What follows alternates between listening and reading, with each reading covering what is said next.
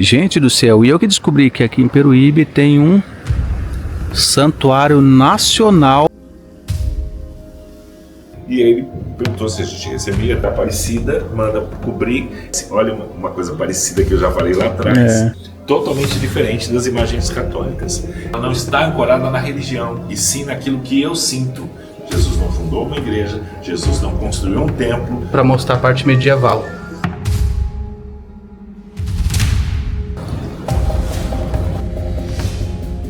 Falando desse grupo aqui, ó, famoso mundialmente, Os Menudos.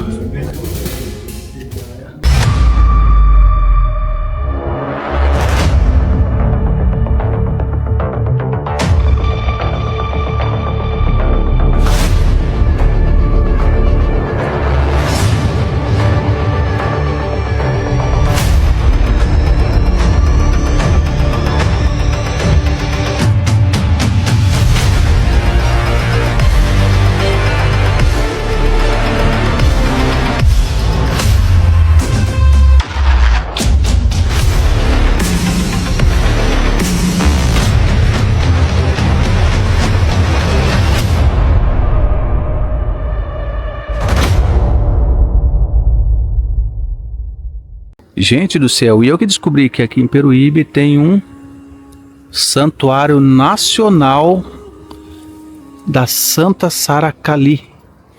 Olha isso, gente. Santuário nacional.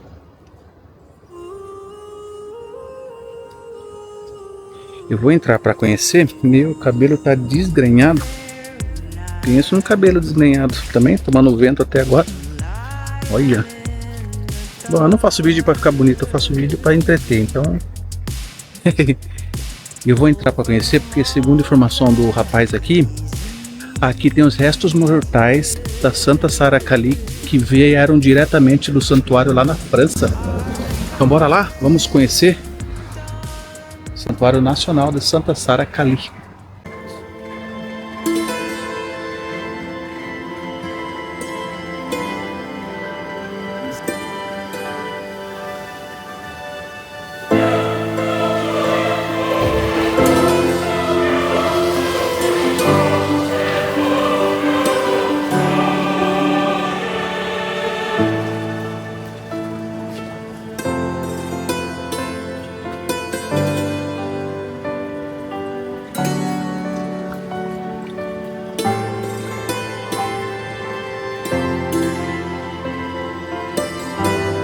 Que lindo, gente. E essas esculturas que estão aqui, né? Ali a sereia, Iemanjá.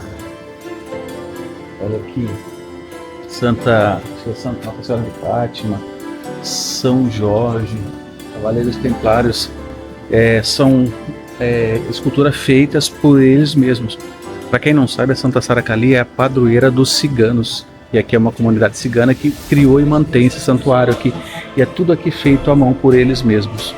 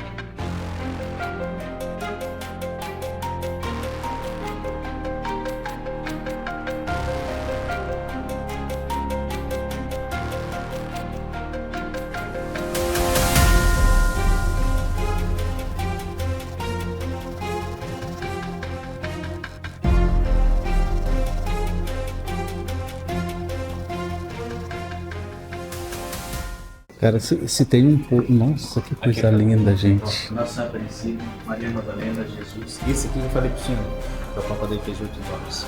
Ele fez a harmonização dessa pedaçada, trouxe um pedacinho do E tem todo documentado. Nossa, cara, que interessante. Eu acho muito bonito que assim a cultura cigana na obra de vocês, né, ciganos, vocês transmitem assim a alegria cigana, né? Porque é tudo muito vivo, muito colorido, é lindo, né? Olá, boa tarde. Como vai? Tudo bem? Parabéns pela obra, viu? Obrigado, é linda a sua obra, cara, é linda. Eu tava falando pra ele, passa pra gente que não é cigano, né? A essência de vocês, assim, da alegria, é tudo muito vivo, muito colorido. A gente olha assim e já sente a alegria cigana. É bem cigana, aquela coisa da alegria, do colorido. E tudo que vocês fazem transmite essa energia pra gente. É muito bom, cara, é muito gostoso. Tudo nosso tem muita cor, tem Tá com vontade, tá, obrigado. tapete, né? Que legal. Adriano. Aqui tem um documentário todinho do santuário, tá? Ah. Lá tem a lenda de Santa Sara aqui no canal do YouTube. Ah, legal. Vou seguir. E o castelo foi feito para descrever todos esses passos de Sara, né? O conto que dá. Entendi. Você não vai encontrar ainda na maioria das documentações. Eu nem sabia que existia um santuário nacional dela aqui. Eu não sabia. Aqui a gente está na integral terceiro ano, mas a gente já está aqui na Baixada, no santuário, já há 14 anos. Que ele estava no meu sítio aqui em Itanhaém. Nasceu, né, lá, né? Entendi. Construímos lá a capela, a gruta, tudo. Aí nós trouxemos para cá, para que ele tivesse mais acessibilidade, né? Nossa, é muito linda a obra de vocês, é tudo lindo. E foi cara. tudo feito aqui a 99% manual. Tudo manual, tudo obra de vocês. Todas, desde a entrada, tudo fizemos. E essa ideia do formato de um castelo, nossa, é Então, muito o bonito. castelo Né? ele já existia nesse formato. Ah, é? Esse castelinho ele é bem antigo aqui. Ele parece que ele é mais antigo até do que o castelo do Alemão lá da prainha. E ele já era assim. Aí eu fiquei durante 6 anos aqui namorando para comprar o imóvel. Aí comprei, aí reformei tudo, mexi, alterei algumas coisas, né? Mas ele é bem antiguinho aqui já. E aí Que legal. trouxe, né, o santuário que já existia lá para cá. Porque aqui nós estamos em frente toda a parte da história dela, né? De frente para o mar, aqui corre uma cachoeira aqui ao lado do castelo, então água doce que encontra com o mar. Então fala muito sobre os passos, né, da história de Santa Sara, a localização que ela está. Que legal. Linda, né? Que é o nome da Serra dos Itatins, por causa da visão daqui de baixo, que se vê uma pedra pontuda. Aqui onde era o castelo era uma tribo indígena. Nossa, é muita história, é muita energia no lugar, né? Tem bastante mistério. Coisa linda mesmo. Mas estamos vindo para cá pela acessibilidade, para focar mais na crença em Santa Sara, que as pessoas conhecessem mais a história dela, a missão de Sara. Porque lá no sítio nós tínhamos o santuário, nasceu lá, e lá nós fazemos a maioria dos eventos, festas e tudo mais, as festas ciganas, festas temáticas, tinha carroções ciganos que nós fizemos, hospedava as pessoas, tudo. Só que na minha cabeça, Santa Sara estava mais como um pano de fundo para eventos, para essa coisa mais comercial. E como eu tenho um vínculo com Santa Sara de devoção, e principalmente foi construir o santuário foi uma promessa minha, eu perdi a visão do olho direito e aí eu consegui recuperar, né? E aí desde então eu comecei com os eventos ciganos, com festa, até construir a primeira capelinha dela, aí foi colocando assim. Aí lá nós recebemos um papa da Igreja Católica Ortodoxa das Nações da França, veio direto lá da França, de Paris, e ele veio ao Brasil, ele tem a igreja recente aqui, mas ele tem igrejas aqui, e ele nos escolheu já lá da França, entrou em contato comigo e perguntou se ele poderia vir, que ele tinha, por ser francês, ele tem muita devoção a Santa Sara, e que ele, na igreja dele, ele tem ela como santa, coisa que na igreja católica ela não é canonizada. E ele perguntou se a gente recebia, eu recebi ele, fiz, não imaginava o tamanho que era, né, a presença dele. A gente recebeu, ele fez uma festa para receber ele tudo, e ele me presenteou com relíquia, trazendo um pedaço do osso da santa, vindo da cripta lá, onde ela está em Santa Maria de la Mer. foi uma surpresa, porque durante a cerimônia ele saca uma caixinha e não fala o que é. E como nós temos um membro da nossa família que fala 6 idiomas, ele fez toda a tradução simultânea, porque ele só fala francês, né? Em inglês também, mas é mais eu em francês também. E o Jorge ele é fluente em francês, então ele fez toda a tradução de toda a cerimônia, tudo que teve lá, inclusive de canonização, e quando ele entrega a relíquia sagrada. E aí ele me condecora com o 4º cavaleiro da Ordem de Cristo do Mundo para poder manusear a relíquia. E ela está aqui hoje, lá no altar. Você tem que ter uma caixinha embaixo, assim, em volta de um vidro, assim. E lá dentro está outra caixinha, onde tem um fragmento do osso da santa, um pergaminho com todas as assinaturas. Nossa, oficial mesmo. Né? O selo oficial do papado dele, da Igreja Ortodoxa das Nações da França. Tem ele entregando ali. Foi a minha mãe como matriarca primeira, beijar a relíquia ali. Então, uma cerimônia linda foi. Surpreendente. Ele trouxe também um ícone, né? Porque as igrejas ortodoxas não usam imagens 3D, assim, né? Que nem a gente. Elas usam, são ícones, né? São quadros, né? São desenhos. Então, ele trouxe um ícone de Santa Sara, que é esse pergaminho, tudo de Santa Sara, que eles reconhecem, né? Muito interessante, né? E né? é muito bacana. Então a gente tem aqui... Para a comunidade cigana isso foi uma maravilha, né? Porque... Assim, apesar de que os ciganos mais devotos de Santa Sara não são os ciganos brasileiros. Os ciganos brasileiros aqui, o clã predominante aqui é o Calon. Né? E os Calons têm como a versão, né, de Santa Sara para eles seria Nossa Senhora Aparecida, que é a mesma, que é uma imagem de Sara, não de Maria. Então eu conto também essa lenda de da onde saiu a imagem que encontraram quebrada no Rio, e que a Igreja Católica acolheu como uma imagem de Maria, Nossa Senhora, né? Aí eu conto tudo na lenda, lá provo, mostro, que é bem interessante, porque Santa Sara, a história dela, ela tira um véu da nossa Constituição. Ela vai além da Bíblia, ela é citada nos Evangelhos apócrifos. Ela é tudo que a igreja tenta esconder. Por isso que ela está aprisionada numa igreja católica e nunca canonizada. Hoje é o dia que ela sai em procissão, o protesto dos ciganos para que ela saia. Mas o dia oficial é amanhã, onde saem as Marias do Mar, de encontro com o mar. Ela tem que sair um dia antes para não misturar com os devotos católicos. Entendeu? Então, e é uma briga bem grande assim que tem. E é uma santa que a história dela, que nós ciganos contamos, por isso que tem os Cavaleiros Templários, tem o Pleonato de Sion, são ordens que protegem o Santo Graal, que seria o sangue real, a linhagem real de Cristo. E quem seria o Santo Graal? Todo mundo fala de um cálice. O cálice é porque para figurar o formato do útero materno, que recebeu o sangue real de Cristo, que seria a descendência de Cristo, que seria Maria Madalena. Jesus teria tido matrimônio com Maria Madalena, se refugiado num tempo no Egito, voltado aos 30 e crucificado aos 33. Quando ele volta já com uma filha, a filha chamada Sara.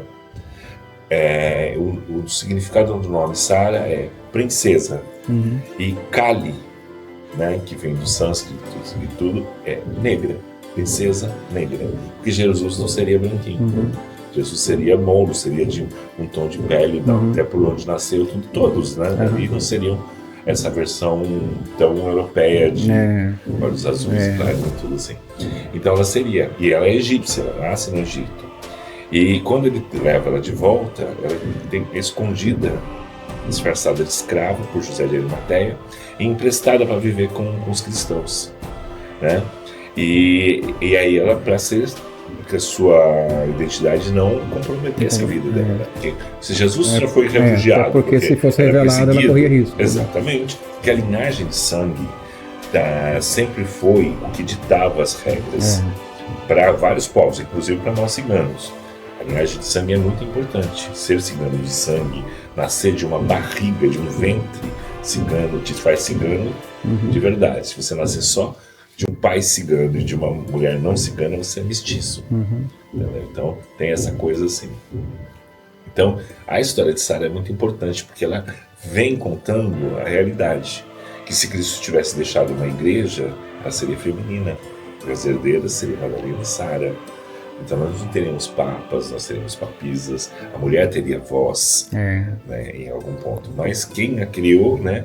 E a gente sabe que a religião veio depois, 300 anos depois da morte de Cristo.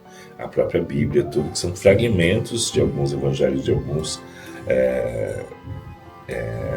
apóstolos, mas a verdade não foi, porque foi criada mesmo para trazer o personagem Cristo para uma religião que pudesse conduzir os povos novamente. Eu acredito que a religião como está hoje, ela foi montada para atender os interesses da igreja católica romana, dominar o povo. Porque assim, não é história real. 300 anos da morte dele, as pessoas ainda falavam em nome de Cristo e se rebelavam, porque ser cristão era ser rebelde. Era muito mal visto. Tanto é que a maioria dos santos católicos hoje em dia morreram por ter se convertido a seguir a palavra de Cristo, né? Seguir os ensinamentos dele, que foi deturpado, né? Os ensinamentos dele eram liberdade, libertar o povo da escravidão, né? Dos poderosos. E aí o que acontece? Os anticristos eram os poderosos que lutavam contra Cristo, até 300 anos. Então, Santa Bárbara, por exemplo, é uma santa que ela é de família rica, ela vai, abraça a causa dos cristãos e se torna cristã. O próprio pai a denuncia, porque se você se identificasse como cristão, você era capturado e morto, né? Então você estava protestando contra o império. E Santa Bárbara é capturada porque o próprio pai a denuncia. E aí ela é condenada a ser decapitada. E aí na hora da decapitação, o pai dela toma a espada do carrasco e ele mesmo corta. E aí ele fala, eu coloquei no mundo, eu tiro. E aí um raio cai do céu e mata ele na hora. Aí Santa Bárbara se torna a santa ligada aos raios e tempestades, né? Mas a história dela, assim, todas as histórias de santos são bem pesadas. Bem pesadas, né? Então, a de Santa Sara, a de Santa Sara é até um pouco mais leve, mas aí ela conta sobre o naufrágio, como ela foi capturada, o porquê dos ciganos estarem, né, ela ser ligada aos ciganos, vem devido a uma profecia, né? Porque Jesus volta, ele disfarça, ela de escrava lá, continua, vão vivendo. Chega no momento da crucificação. Durante a crucificação, quem fez os pregos, os cravos da cruz, foi um cigano. Porque eram ferreiro, várias profissões vêm da linhagem cigana. E os ferreiros eram uma dessas. E aí ele foi obrigado a fazer esses cravos e cravar Jesus na cruz. E ele pedia perdão. E Jesus o perdoou, ele falou, eu temo pela maldição que possa cair no meu povo. Aí Jesus deixa uma profecia. Seu povo se sentirá liberto quando acolher aquela que vier das águas. E isso virou uma profecia entre o povo cigano. Durante a crucificação ele perdoou, mas deixou essa missão para os ciganos. Passa-se tudo, né? Aí os cristãos começam a ser perseguidos. Quando eles são perseguidos, eles são capturam Maria Madalena, Maria Jacobina, Maria Salomé, uma tia de Jesus, mãe dos apóstolos Pedro e Tiago, são capturados também, colocados num barco. E também Sara, menina, é capturada e colocada nessa embarcação, sem remo, sem vela, sem água, sem alimentos, para que morressem à deriva, e jogaram no mar.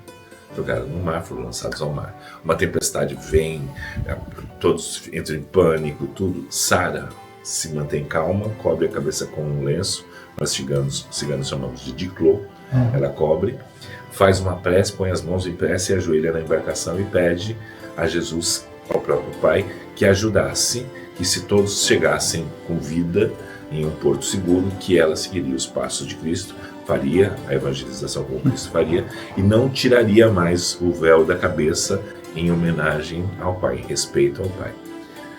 A tempestade para, o barco começa a navegar livremente, seguindo uma linha, como se estivesse sendo conduzido, seguindo 3 estrelas no céu.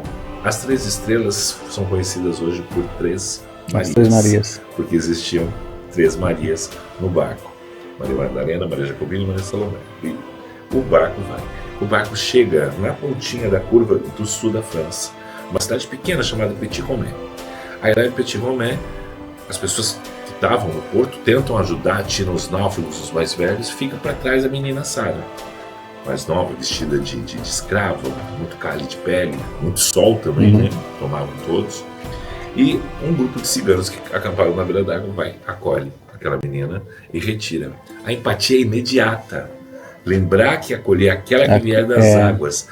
Ali é o símbolo da libertação do povo cigano, de toda uma maldição, de todo um medo.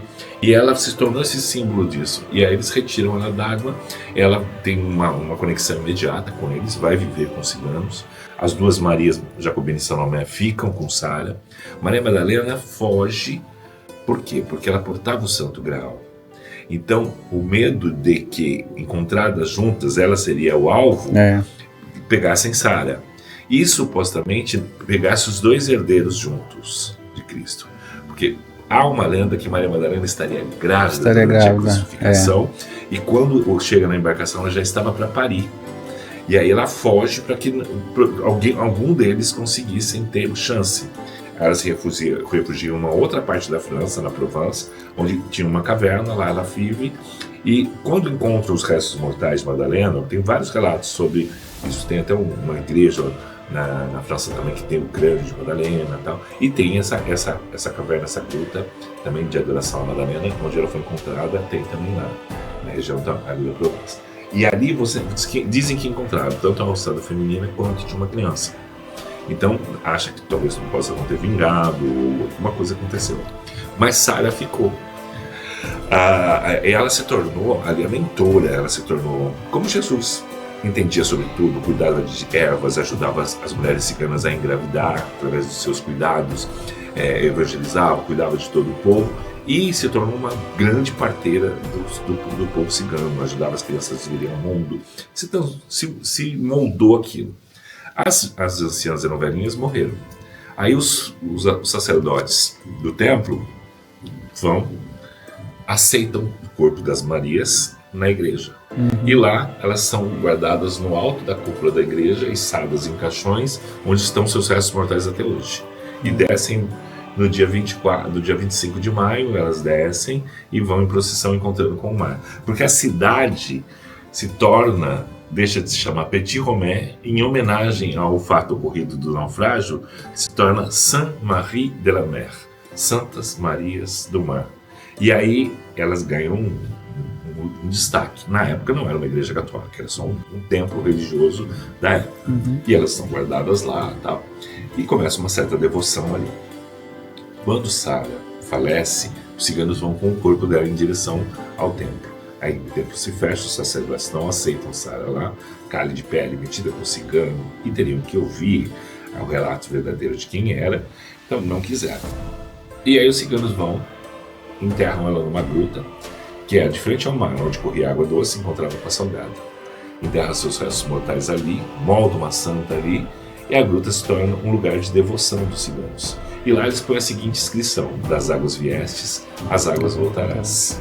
E aí a gruta se torna um lugar de peregrinação, vinham ciganos de todo mundo, principalmente os Manouches, os Sintes, os Rons, que são ciganos tipicamente da Europa, que são os mais devotos de Santa Sara. Por isso que eu falo que os brasileiros, a etnia aqui é a Calon, que veio na época do descobrimento. Então, eles têm toda uma diferença, né? Porque já são adaptados aqui. E lá o culto é muito mais forte na Europa, justamente pela presença de tudo ter acontecido ali. E aí o que acontece? Os ciganos são nômades e eles queriam levar um pouco de Sara consigo. Então eles tiravam o barro de em torno da gruta, molhavam na água, moldavam uma santa de barro, oca, cozia na fogueira, onde dava vida, a fogueira dava vida, e aí colocavam todos os seus sortilégios e levavam a sua santa Sara de barro com eles, que era um amuleto. E viam para o mundo inteiro. Só que os ciganos se acampam sempre onde tem água, onde tem rio. Quando quebrava, por algum motivo, o seu amuleto, eles retiravam os sortilégios de dentro, jogavam na água e dizia: das águas viestes, as águas voltarás. Pegava o barro daquele rio, moldava uma nova santa, cozia na fogueira e fazia isso, para que o amuleto não se perdesse. Joga o barro e retira o barro. Então, das águas viestes, as águas voltarás. Sempre renovando, né? Sempre renovando, como o lema dela. Aí ficou essa história de que quando se quebra uma imagem, qualquer coisa assim, despacha nas águas. Toda essa coisa de, quebrou isso, tem que despachar nas águas, tem que limpar e jogar nas águas. É uma prática vinda do amuleto de Sara feito pelos ciganos. Entendi. Né? Então era muito importante essa questão assim. Aí o que acontece? O templo fica vazio.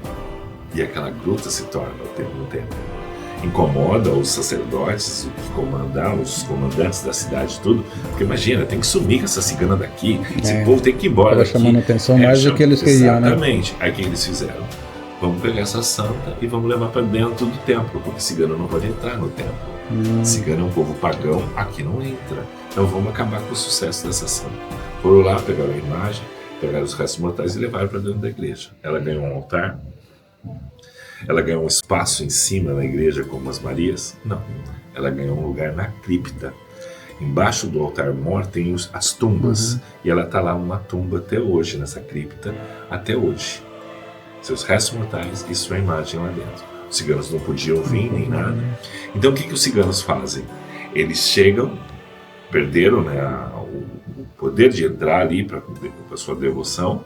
Então eles fazem o quê? Eles vêm, acampam em volta da igreja no dia da comemoração das Marias, que seria 24 e 25 de maio. 24 porque depois entrou em acordo para que a santa saísse, mas ela não poderia sair junto com as Marias, junto com os católicos.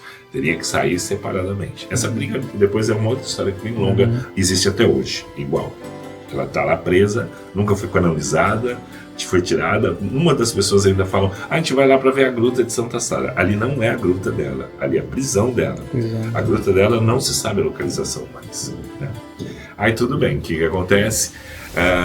O povo vem e acampa em volta da igreja. Vem ciganos do mundo inteiro. E eles ficam ali, dançando, cantando, fazendo, reivindicando para que a santa saia, para que eles possam tocar, para que eles possam conduzi-la até o mar. Então, a festa Santa Sara, hoje, o dia chamada Eslava, que acontece lá em São Maridão, né? Não é uma festa, é um ato de resistência e uma luta, um protesto para que a santa saia, para que eles possam tocar nela e levar ela até o mar, rebatizá-la, fazer reviver de volta a profecia da libertação do povo, que retirar aquela que estão nas águas. Tanto é que eles vão com cavaleiros, com tudo protegendo ela, chegam praticamente a banhar ela nas águas e retirar. E isso é um ritual automático para ser feito da libertação do povo. Os ciganos acabam sendo os primeiros templários, os primeiros guardiões do segredo do Santo Graal. Porque eles são os primeiros a conhecerem esse segredo. Os ciganos não são bem recebidos na Igreja Católica até hoje, meio que amaldiçoados e tudo. Não é só por serem pagões, é porque sabe o segredo proibido que pode derrubar a Igreja. E são os protetores desse segredo, e eles vão perpetuando isso aí, né? Insistem. Por isso que eles mantêm Sara lá na igreja, tentam inventar milhões de histórias sobre ela para desmerecer, entendeu? Já puseram ela até branca, que a Santa Sara católica é branca e a Santa Sara cigana é preta. Aí tentam assimilar várias coisas, que ela foi a parteira de Jesus. Essa é a mais oficial. Criando narrativas para esconder a verdade, então, né? Mas aí que tá, como é que a gente para pensar que foi parteira de Jesus? O que a gente acaba? Acaba com a lenda do presépio. Então. Quantos anos fazendo um presépio não tinha uma parteira ali? Então. A gente tem todos os elementos do presépio, menos uma parteira. Menos uma parteira, né? Entendeu? Então, para você ver como o povo adora acreditar numa fake news desde lá de trás. Desde quando alguém, lá nos primórdios, descobriu que uma narrativa reforçada tantas vezes vira uma verdade, aí uma mentira contada mais de 100 vezes. Acabou que virou e até hoje se domina toda a massa societária por causa disso. Até hoje eles colocam tanta gente na embarcação, tantos motivos para ela ser. Que Jesus gostava muito de Sara por ela ter sido a parteira. Porque Sara seria, sempre se referem a ela, ela seria uma serva, uma escrava de Maria Madalena. Ela seria uma serva, uma escrava de Maria, mãe de Jesus. Gente, em que ponto da história da Bíblia que a gente ouve que Jesus teve servos, teve escravos, ou Maria, ou qualquer um dos cristãos ligados a eles, era um adepto a ter escravos. O único que mexia com escravos era José de Arimateia, que era um mercador de escravos que financiava os cristãos e principalmente era arrependido do que fazia de fazer um mercador de escravos. Então isso acontece até hoje. Então, e aí essa lenda estende, né? Aí Santa Sara se torna santa por causa disso. Outros falam, não, ela chegou, ela foi colocada no barco junto com as Marias, mas ela que rezou, tal. Mas quando ela chegou, ela encontrou uma tenda cigana, aí os ciganos gostaram muito dela, acolheram ela e tal, e ela aí virou, a senhora quer ser minha santa? Como? Se cigano também é uma linhagem de sangue, é importante. Como é que eles iam eleger uma pessoa só porque encontraram, praticamente mendigando ali, se tornar sua santa? Por qual motivo seria? Não tem cabimento, não tem lógica. Eles elegerem essa pessoa que não é cigana como sua santa. Teria alguém no meio ali de sangue cigano que faria alguma coisa que seria exaltado como uma santa. Teria que ter uma história mais pesada para você ter isso. Então, tem as teorias. Então, tem muita gente que é apegado a tudo que está escrito, está documentado. E o que foi documentado é pela Igreja Católica. Foi escolhido, né? Entendeu? Escolhido então, a dedo o que seria se tornar oficial. Se bater nessas informações, a não ser essas verbais que a gente tem, porque é muito, muito confuso. A gente só tem só uma pergunta que quebra todos esses teoremas, todas essas coisas. É simples, quando a gente fala sobre a questão bíblica e a questão da religião. A Bíblia é a palavra de Deus. Ok? Quem escreveu a Bíblia? Só dá um Google.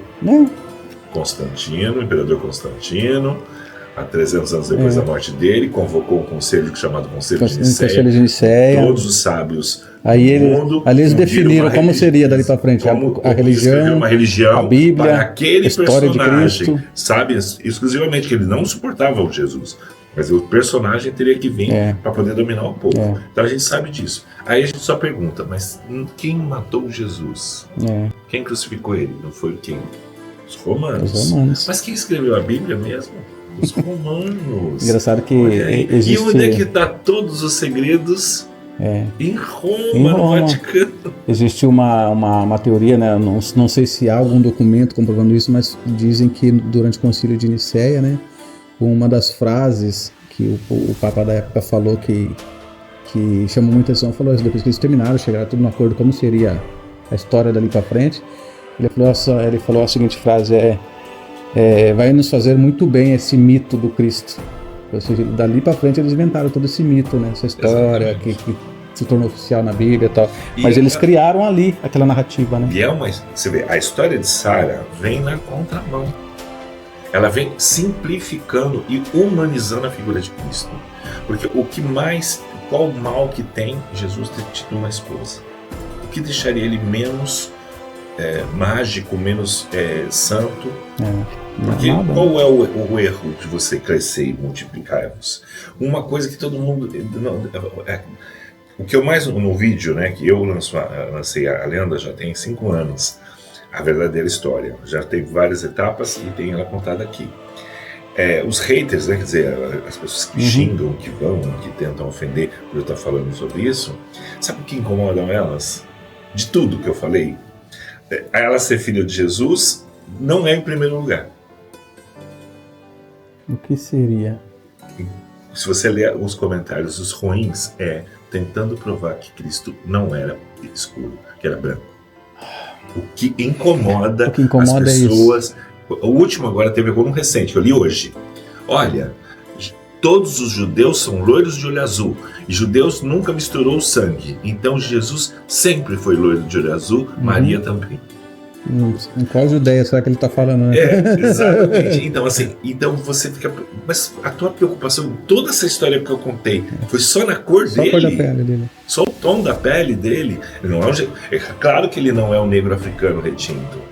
Não tem não é daquela região. Se ele nascesse na região da África, onde os negros africanos são retintos, o cabelo é crespo e tal, é a localidade.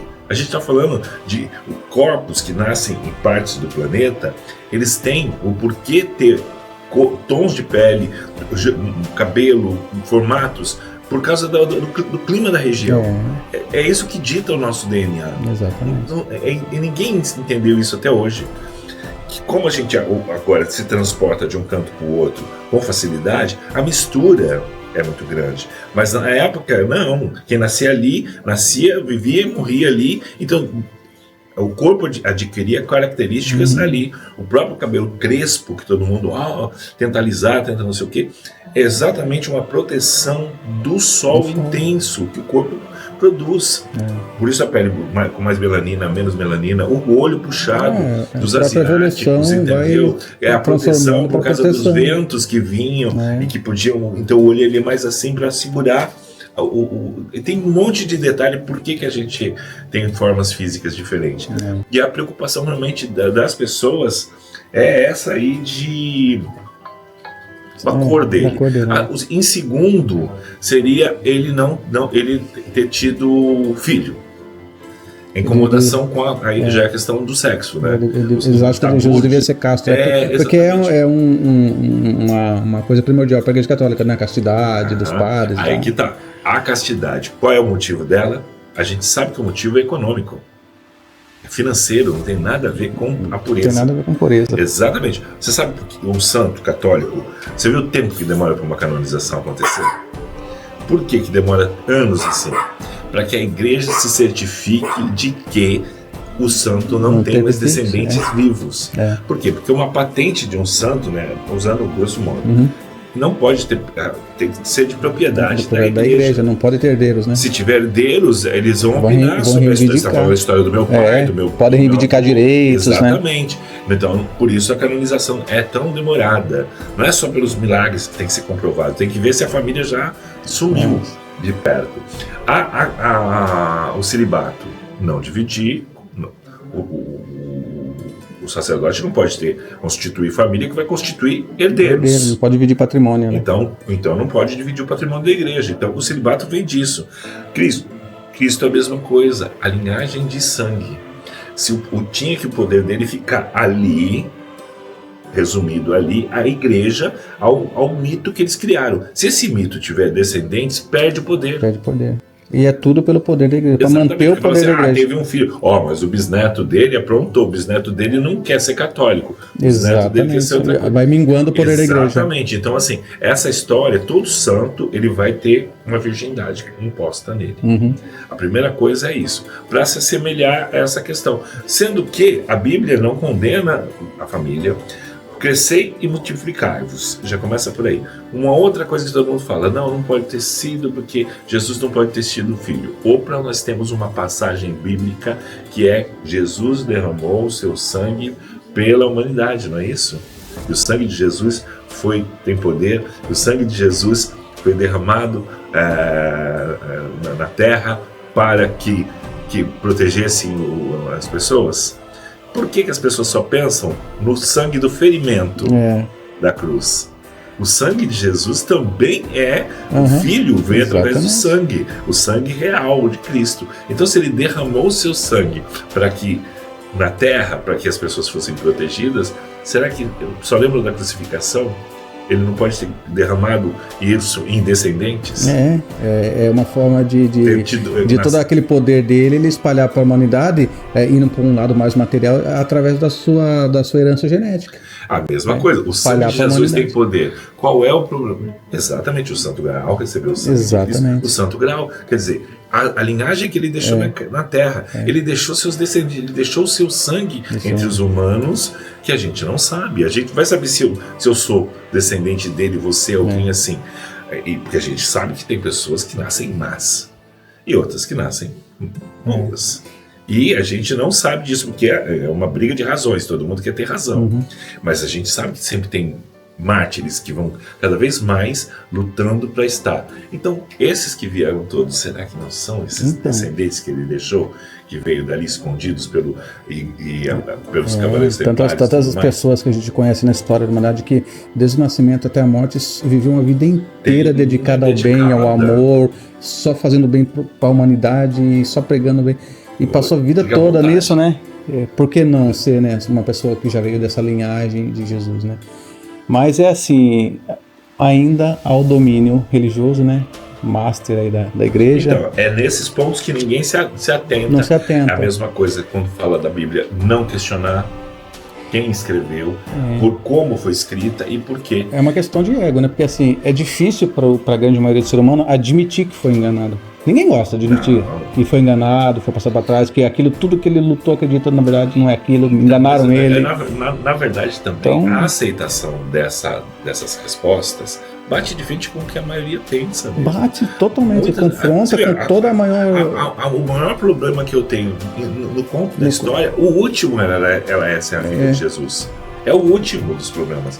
O problema deles começa na cor. E até hoje você vê que é uma coisa, ali uma polarização muito forte. Você vê hoje qualquer coisinha, principalmente na internet hoje, qualquer coisinha já vem esse negócio de racismo. Eles querem jogar tudo em cima disso aí. Exatamente, esvaziar a pauta. Não, esvaziar a pauta, porque enquanto estão batendo foco isso aí, estão esquecendo a verdade real, né? Tanto é que Jesus falou, conhecereis a verdade e ela vos libertará. Então, quem quer buscar a verdade, desconstruir toda essa falácia que construída na história da humanidade, aos poucos vai se libertando desses grilhões invisíveis que a igreja impôs, né? Desse domínio. Sabe o que acontece? A gente, quando ouve histórias como essa, ouve de coração aberto. Que o mais importante quando a gente faz uma leitura, assiste uma história, assiste um vídeo, uma coisa, a gente tem que ouvir de coração aberto. De coração e mente aberta. Para ouvir, aceitar ou não, acreditar ou não, mas pelo menos questionar e se perguntar. Até os absurdos, olha, ela é a parteira de Jesus, mas peraí, eu vou procurar aqui detalhes, como é que tinha. Então nós vamos acabar com o presépio. O presépio não existe mais porque tinha que ter o personagem central, que era a parteira dele ali na manjedoura. Entendeu? Aí a gente... Não, ela era uma serva de Maria e de Jesus. Pô, mas aí se ela era uma serva, como é que essas divindades possuíam uma escrava? Então... Ué, cai por terra. Então, né? Como é que você libertar? São contradições que nem mesmo assim, eles você explicam. Já vai descartando, vai descartando. E é esse o detalhe. E o que é engraçado é que se você pensar lá atrás e pensar hoje, nada mudou. Não mudou nada. Continua. Nada. Talvez mude um pouco a forma só, mas... Se Jesus viesse de novo, coitado, era crucificado com requintes de crueldade que não tinha naquela época. Hoje seria pior ainda. Faria pior, entendeu? Porque assim, o que é engraçado, a gente estava conversando hoje, é assim, a única coisa que nós temos é mais tecnologia. Evolução tecnológica está rápida. Mais informação na palma da mão. Antigamente, era justificado tudo que acontecia pela desinformação que as pessoas tinham. Hoje, com a quantidade de informação que a gente tem, as pessoas ainda agem da mesma maneira. A diferença é que hoje a gente tem que votar nessas pessoas. Antigamente elas bastavam ser do mesmo sangue e elas vão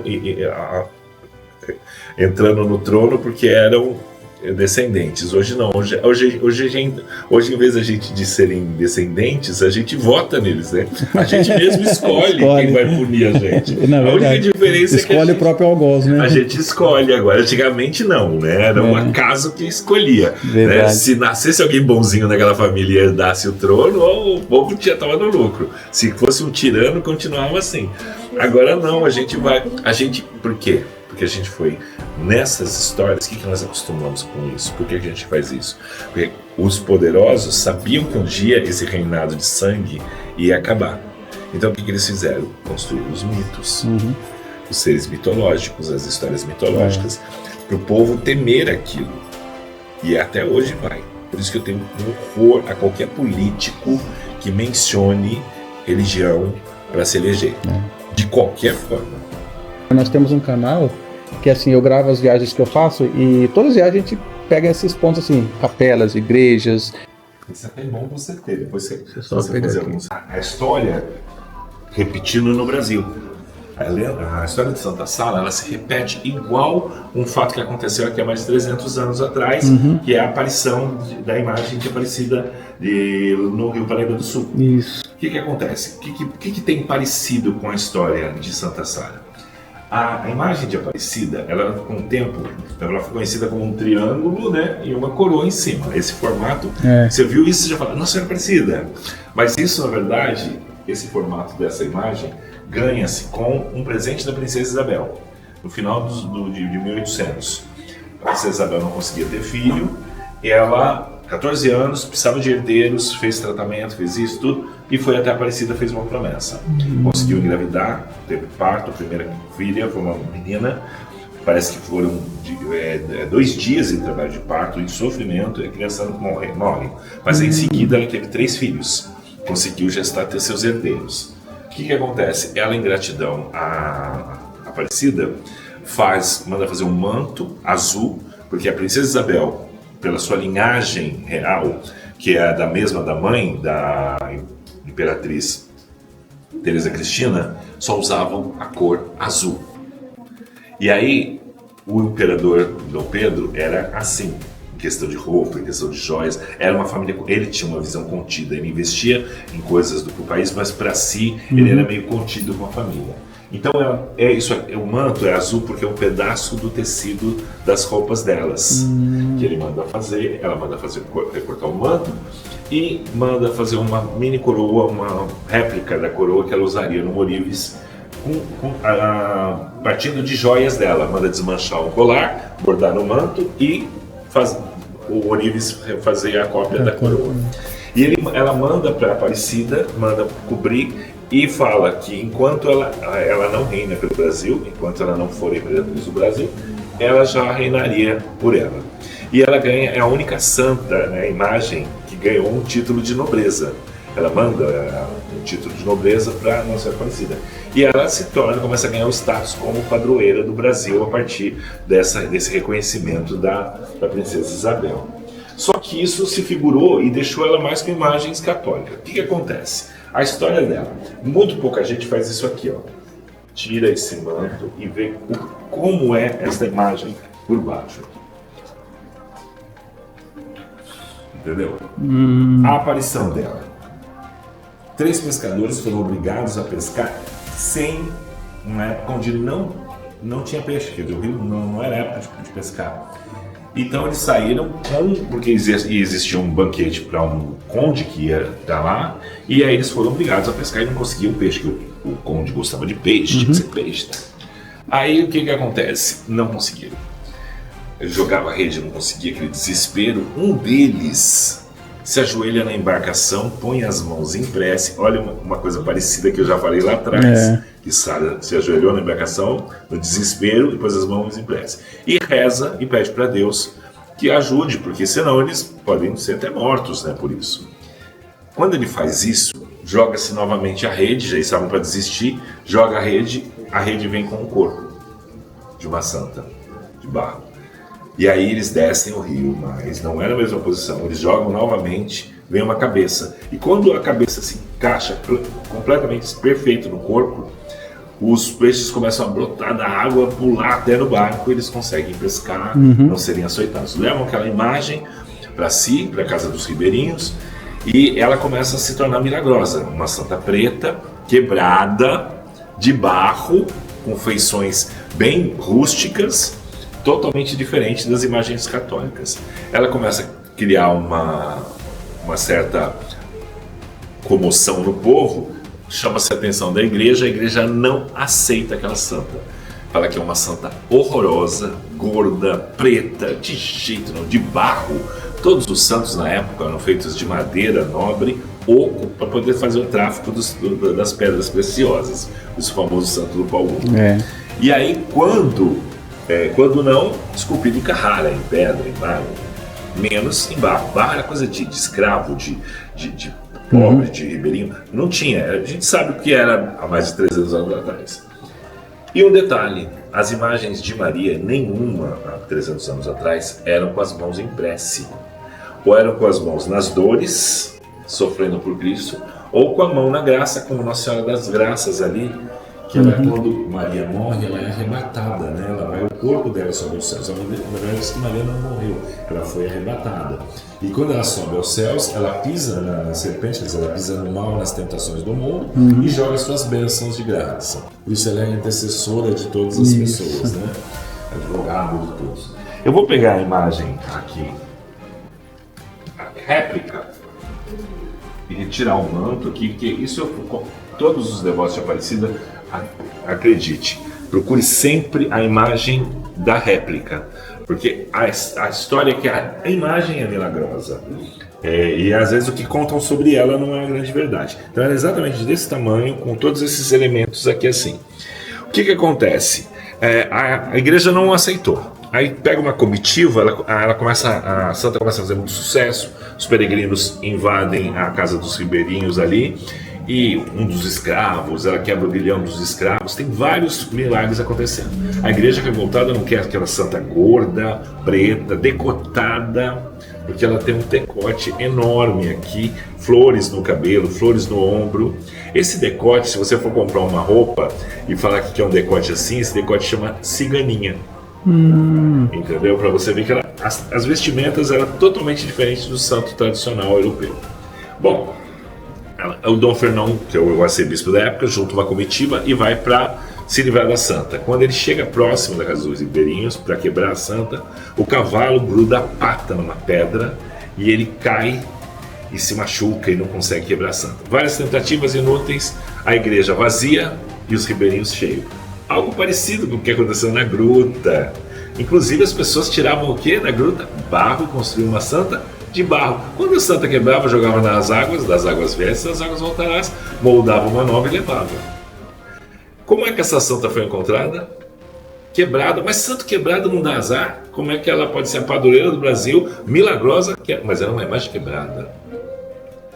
Então, aí a gente lembra qual era o estilo, mais algumas coincidências acontecendo. Bom, ele não consegue quebrar, o que ele faz? Não pode com ela, vamos trazer ela para dentro da igreja, e aí vamos trazer os fiéis juntos, vamos aceitar que ela é uma santa. Quem ela é? Nossa Senhora. Tudo é uma Nossa Senhora, porque não pode, a presença feminina na igreja, todas as vezes que ela é exaltada, ela não pode passar a fama que tem Maria, e Maria jamais passar a fama de Jesus. Então eles aceitam Maria por ser a mãe de Jesus, o restante é coadjuvante. E se começar a fazer muito sucesso, vão dar um jeitinho de fazer igual fizeram com Maria Madalena. Quando Maria Madalena fez sucesso, o Papa Gregório, no século XIII, inventou que ela é a prostituta da Bíblia. Assimilou a história da prostituta a ela, sendo que ela não tem nada a ver, ela era uma nobre, era Miriam de Magdala, a história dela é toda outra. Bom, então voltando aqui, chegou aqui nela, quem é? Bom, mas qual Nossa Senhora que é? É uma Nossa Senhora que apareceu, tá, mas qual é? Aqui embaixo tem uma coisa aqui, parece uma lua. Qual é a Nossa Senhora que tem uma lua embaixo? Nossa Senhora da Conceição, olha a lua de Nossa Senhora da Conceição e olha o que eles acham que era uma lua. Então põe um anjinho aqui, você pode ver que o anjinho não combina com essa da estátua. Põe um anjinho aqui, é Nossa Senhora da Conceição Aparecida e passa a régua e tá certo. Tá tudo certo. E aí ficou até aí. Só que olha a Nossa Senhora da Conceição e olha a Nossa Senhora Aparecida. Não tem absolutamente nada uma a ver com a outra. Toda coberta, uma com a mão nas dores, outra com a mão em prece. A mão em prece de Maria aparece há pouco mais de 100 anos atrás com a aparição de Fátima e Lourdes. Por quê? Porque ela aparece, as crianças estavam rezando e ela acompanha a reza com as crianças. Porque Maria na Terra não rezou para Jesus, ela acompanhou Jesus. Então não deu tempo de ter essa prática dela invocar. Não era típico de ver a Maria assim. Então, tchau, tudo de bom. Então, aqui, o que acontece? Tem todos esses detalhes. Só isso já dá para dizer que é Santa Sara. Provavelmente um cigano, uma santa do barro da gruta original, tenha chego ali, se acampado ali, seu amuleto quebrou, ele jogou nas águas do rio Paraíba do Sul, das águas viestes, das águas voltarás, moldou a sua santa, cozinhou na fogueira e foi. E ela provavelmente é do barro original da gruta, que a própria imagem já foi analisada, o barro não é da região dali. E então aí tem todos esses detalhes. Aí a igreja aceita, depois vem a história da princesa, cobre ela toda, ela fica mais católica ainda, está lá até hoje estando. Mas só isso já diria que ela é uma imagem de Sara, da sua procissão, de como era, do culto a Sara que os ciganos faziam. Mas tem um outro detalhe nela, esse é importante.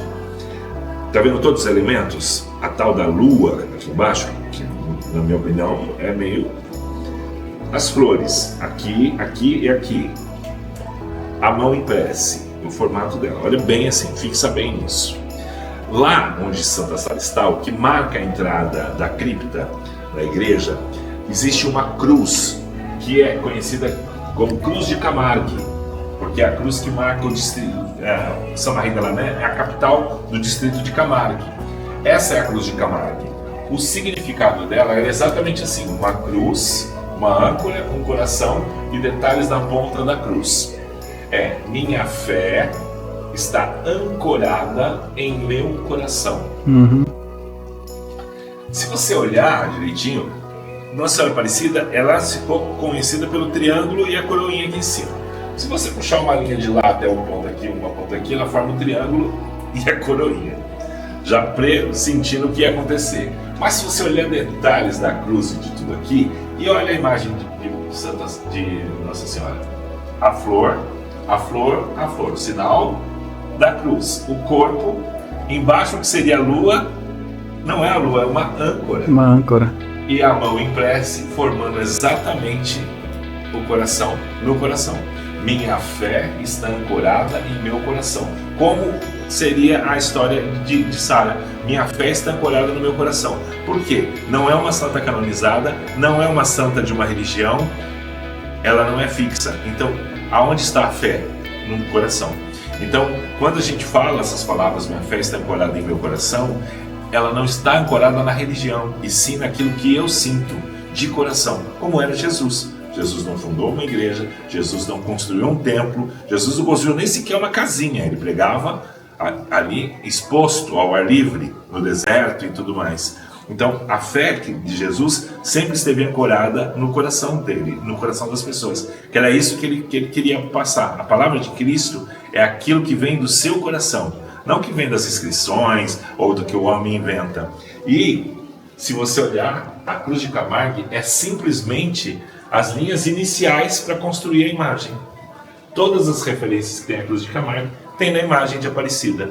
Uma cruz que é oriunda da França e uma imagem que apareceu no Brasil. Gente do céu, 1 hora de bate-papo, uma verdadeira aula de história, religião, filosofia, história cigana. E agora eu tô subindo aqui na parte de cima para mostrar a parte medieval. Olha isso.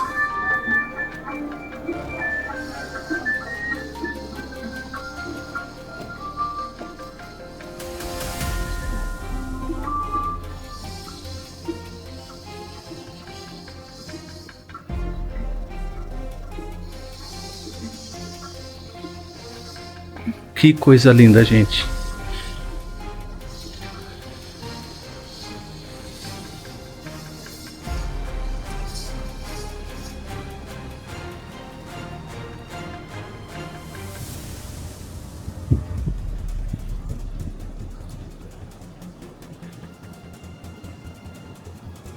Coisa linda, maravilhosa. Vou subir aqui rapidinho para mostrar para vocês o mirante. Olha, essa é a vista de cima do castelo, onde tem o mirante. Olha isso. Que coisa linda, gente. Mas isso não é só. Depois de uma longa conversa,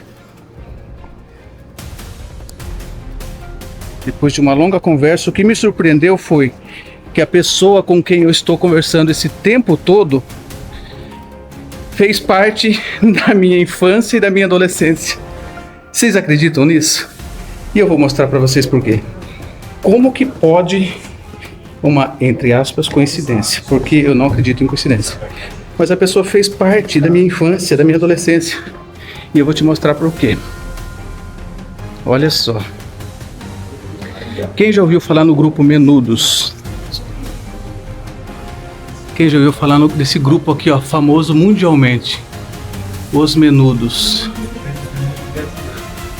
Tá vendo, olha? Tá vendo esse cara sentado de branco, que fazia parte do grupo Os Menudos? Olha aqui, ó. Esse de amarelo. Tá vendo? Aqui ele tá. Sim, o Marcos Pasquim. Aqui ele tá de roupa amarela. Grupo Os Menudos. E ali ele tá de roupa branca. Olha só. Esse cara, gente, vocês não vão acreditar. É pai desse grande amigo aqui. Como é o seu nome mesmo, amigo? Otávio. Otávio? Isso. É o pai do Otávio, que é esse cara que estava me dando uma aula de história aqui. Um ex-menudo, o ex-menudo Gil. Um grande historiador cigano. Olha ali. Vai passar um mês lá que ele já Tá bom pra vocês e quer mais? E esse rolê aleatório, valeu a pena ou não? Tem mais, hein?